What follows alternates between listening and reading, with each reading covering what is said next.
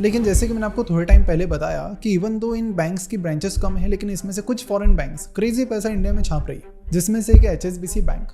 Last year financials आप देखोगे तो आप हिल जाओगे। इनका नेट प्रॉफिट आया है 17,000 करोड़ का, 17,000 करोड़ का। ये प्रॉफिट लगभग कोटक महिंद्रा बैंक जितना है, जो इंडिया की तीसरी या चौथी सबसे बड़ी प्राइवेट बैंक है। यानी कि बस 5-6 ब्रांचेस से ये कुछ ऐसा कर रहे हैं जो बाकी कोई नहीं कर पा रहा। ये HSBC और कुछ और फॉरेन बैंक्स ऐसा कैसे कर पा रही है? क्या ये जादू है?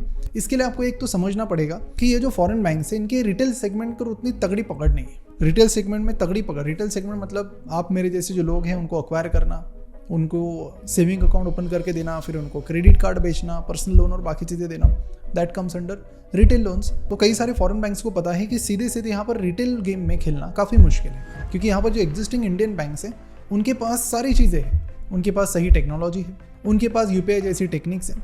आजकल हर बैंक के पास नेट बैंकिंग और डिजिटल सर्विसेज भी प्रॉपर है। तो ऐसे में एक फॉरेन बैंक को रिटेल कस्टमर को अक्वायर करना है तो कुछ USP तो देना पड़ेगा, लेकिन USP देने के लिए ज़्यादा कुछ है नहीं। आप ओवरऑल देखोगे इंडिया में भी बहुत सारे रिटेल बैंक्स हैं, ऐसा कुछ USP हार्डली आपको कुछ मिलेगा। It's very difficult to pick bank है किस बैंक में अकाउंट ओपन करें। इसलिए मुझे लगता है कि इन फॉरेन बैंक्स को अगर पूरी फ्रीडम भी मिल जाए इंडिया में, तो भी रिटेल बैंकिंग में ये ज़्यादा कुछ कर नहीं पाएंगे, क्योंकि ये चैलेंजिंग सेक्टर है, ऑलरेडी मार्केट कैप्चर्ड है। कुछ अलग देना यहाँ पर फॉरेन बैंक्स के लिए भी काफ़ी मुश्किल है, और ये चीज़ फॉरेन बैंक भी समझती है। इसीलिए रिटेल सेगमेंट की तरफ HSBC फोकस ही नहीं करती। वो क्या करती है, वो ऐसे सेगमेंट पर फोकस करती है जहाँ पर पैसा ज़्यादा है और फॉरेन बैंक के तौर पर उन्हें रिस्पेक्ट ज़्यादा मिलती है। अगर SBI इन्वेस्टमेंट बैंकिंग करता है या फिर कोई और सरकारी बैंक इन्वेस्टमेंट बैंकिंग करेगी तो उतना रिस्पेक्टेबल नहीं है। लेकिन अगर कोई फॉरेन बैंक जिसे एक्सपर्टीज़ है, जो पिछले 1.5 सेंचुरी से इंडिया में है और ग्लोबली भी अपना बिजनेस चला रहे हैं, वो अगर इन्वेस्टमेंट बैंकिंग का बिजनेस करते हैं, मर्जर एंड एक्विजिशन एडवाइजरी का काम करते हैं, treasury, foreign exchange, wealth management, तो एक रिस्पेक्टफुल नाम तो है ही, और साथ ही इंटरनेशनल प्रेजेंस भी, तो उस चीज़ का उन्हें यहाँ पर फ़ायदा मिलता है। और ये अगर आप देखो कि इन्वेस्टमेंट बैंकिंग, M&A एडवाइजरी, ये एक हाई मार्जिन बिजनेस है, मतलब लिमिटेड डील्स होगी लेकिन बहुत ज़्यादा पैसा मिलेगा।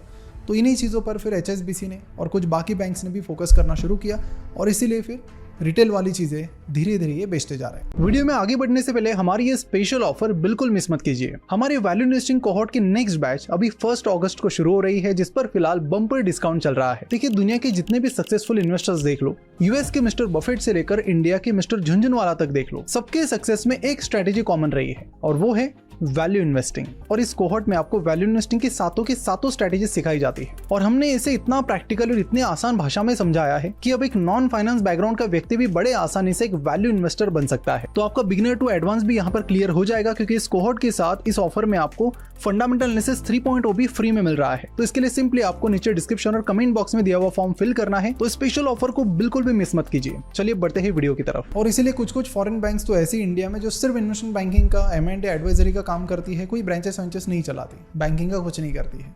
अब ये तो हमने समझ लिया कि क्यों फॉरेन बैंक्स इंडिया छोड़कर जा रही है, लेकिन यहाँ पर कुछ ऐसी भी बैंक्स है जो इंडिया में आ भी रही है, क्योंकि रिसेंटली इंडिया ने अपने दरवाजे खोल दिए हैं बैंक्स के, बाहर की बैंक्स के लिए। यानी पहले अगर आपको किसी इंडियन बैंक में इन्वेस्ट करना पड़ता तो काफ़ी मुश्किल होता, लेकिन अभी रिसेंटली अगर आप देखेंगे तो नेशनल बैंक ऑफ दुबई यानी एमिरेट्स NBD ने $2.75 बिलियन में 60% RBL बैंक का ले लिया है, जो कि इंडिया की बैंकिंग हिस्ट्री की अब तक की सबसे बड़ी FDI इन्वेस्टमेंट है। ब्लैकस्टोन ने लगभग 10% स्टेक लेने के लिए उन्हें अप्रूवल मिल गया है। फेडरल बैंक में वो 10% स्टेक ले रहे हैं। MUFG लगभग 39,000 करोड़ रुपीज इन्वेस्ट कर रहे हैं श्रीराम फाइनेंस में 20% स्टेक लेने के लिए, और ऐसे कई सारी चीज़ें पैरेलली फिलहाल इंडिया में हो रही है। यहाँ पर आपको बता दूं कि India is lucky somewhere other कि इंडिया के पास स्ट्रॉन्ग बैंकिंग सिस्टम है। जो कार कंपनीज भी इंडिया में छोड़ के गई तो ऑटोमोबाइल इंडस्ट्री भी इंडिया की अच्छी है, तो इसलिए सही है।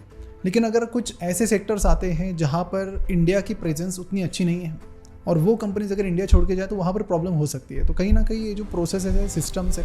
लेकिन अगर RBI की मैं पर्टिकुलरली बात करूँ तो पिछले कुछ सालों में RBI ने काफ़ी ठोस कदम उठाए हैं बैंकिंग सिस्टम को और स्ट्रॉन्ग बनाने के लिए, यहाँ पर बिजनेस बनाने के लिए। तो ओवरऑल देखा जाए तो फॉरेन बैंक्स इंडिया में छोड़कर जा रही है, इसमें उतना निगेटिव कुछ नहीं है, क्योंकि इनको रिटेल सेगमेंट में कम्पीट कर पाना मुश्किल है। इसलिए मेनली इन्वेस्टमेंट बैंकिंग और M&A एडवाइजरी को स्टिक करना चाहती है, और ये छोटी सिटीज़ में एक्चुअली जाना भी नहीं चाहती, बिकॉज कंपटीशन भी काफ़ी टफ है। और इसीलिए फिर जो बाकी फॉरेन बैंक्स है वो स्मार्ट बन गए, उनको समझ में आया कि इंडिया में ब्रांच वेंच खोल के कोई सेंस नहीं है।